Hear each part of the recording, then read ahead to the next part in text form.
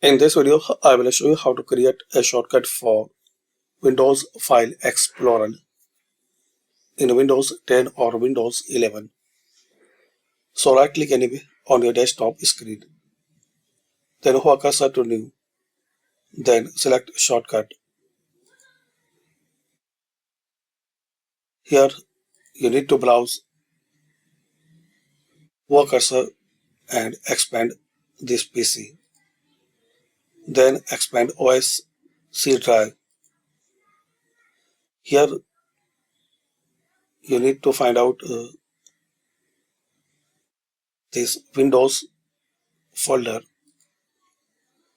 and in Windows folder scroll down and find out Explorer. Select it, then click on OK. Here click on Next.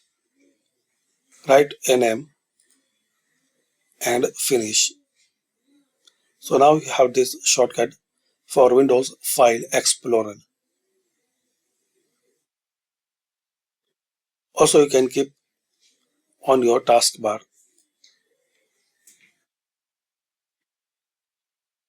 So thanks for watching. Comment this video useful for you.